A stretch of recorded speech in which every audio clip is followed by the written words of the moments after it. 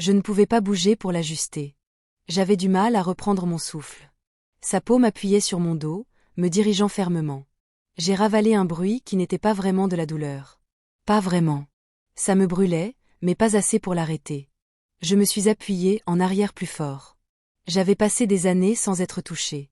Et puis, j'ai permis cela. Chers spectateurs, êtes-vous prêts à découvrir un amour qui défie les attentes? Kamenkans. Maya n'avait pas prévu de compagnie ce soir-là. La pluie crépitait doucement contre les fenêtres de son appartement, tandis qu'elle repliait une couverture sur le canapé. La pièce était silencieuse, faiblement éclairée par la lueur vacillante de sa bougie préférée, lavant des bois de cèdre, réconfortante et familière.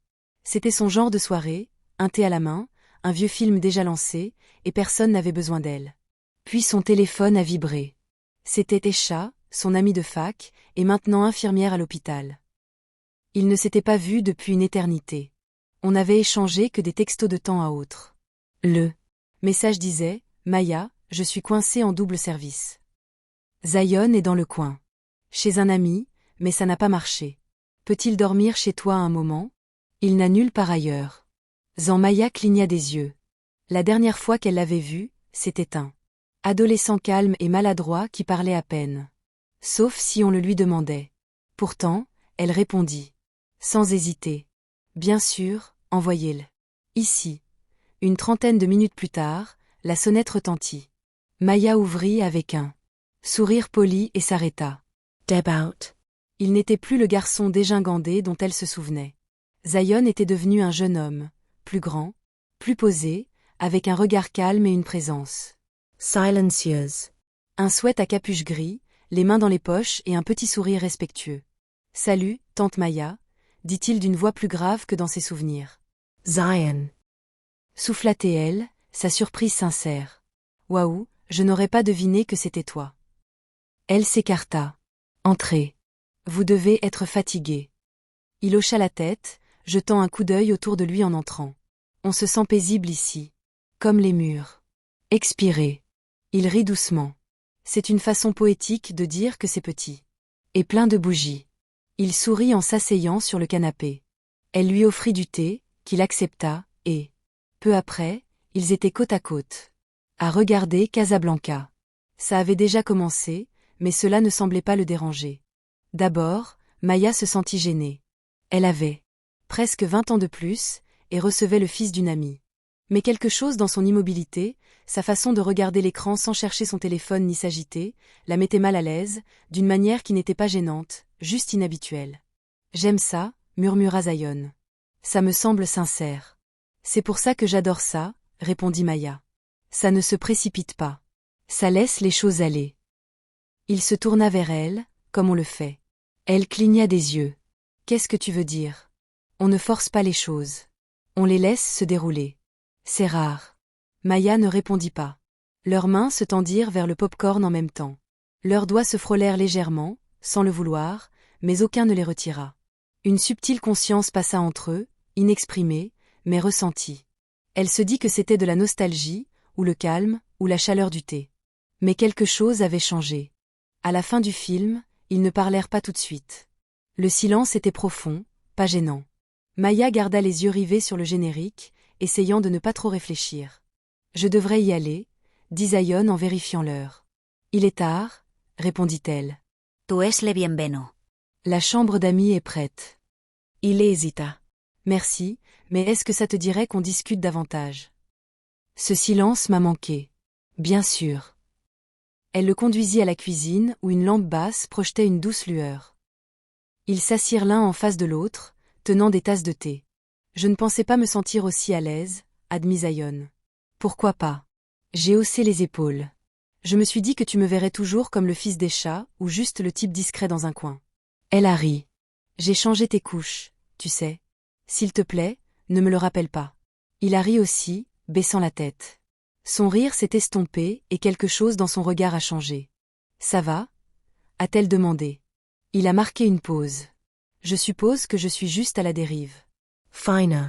L'école a un peu fonctionné. Rien ne va. Je fais toujours ce que je suis censé faire, mais je ne me sens moi-même nulle part. Maya écoutait tranquillement. Cela faisait si longtemps que personne ne lui avait parlé avec une telle honnêteté. La plupart des gens n'ont pas compris, dit-elle. Même quand ils font semblant. Et toi?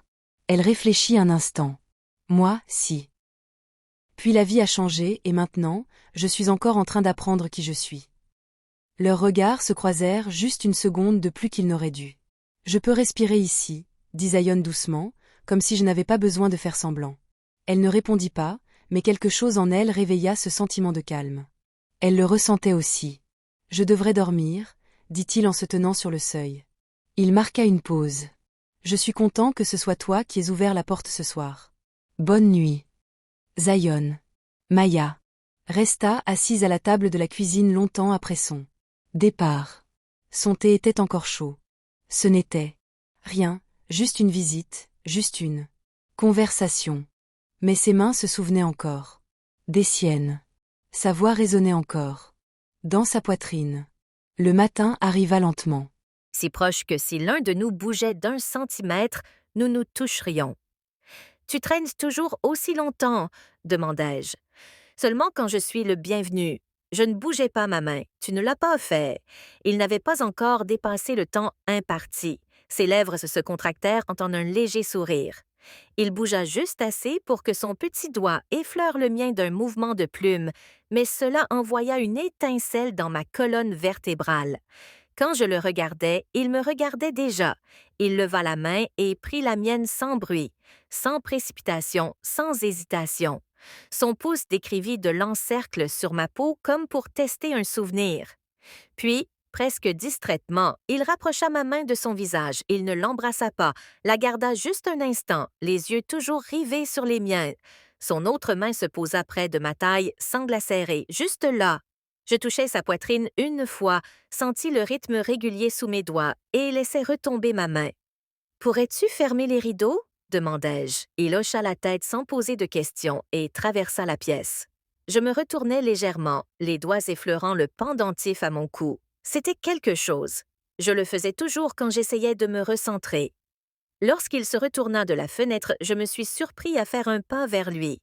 Mon collier glissa de mes doigts et ma main se leva presque sans réfléchir pour se poser près de sa clavicule.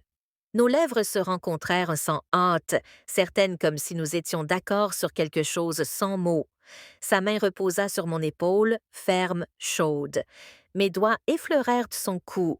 Nous bougâmes peu. Le silence entre nous était plus fort que n'importe quel mouvement rapide. Il appuya son front contre le mien pour respirer, et lorsque nos regards se croisèrent à nouveau, nous n'eûmes pas besoin de parler. Il jeta un coup d'œil vers le comptoir.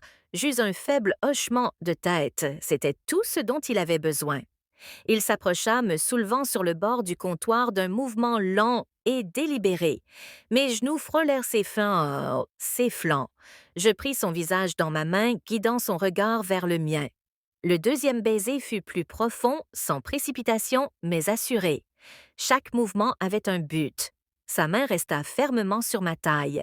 La mienne s'attarda sur son épaule, sentant la force tranquille qui s'y dégageait. Lorsqu'il se retira enfin, ses yeux scrutèrent un de les miens comme s'il voulait être certain de quelque chose. Je souris faiblement. Cela lui suffisait. Il m'aida à descendre du comptoir, sa main ne me quittant jamais vraiment.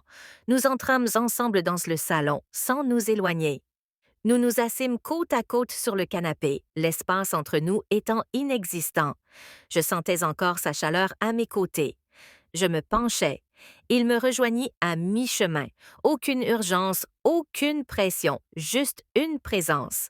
Un léger son m'échappa, mi-soupir, mi-autre chose. Ma main trouva la sienne.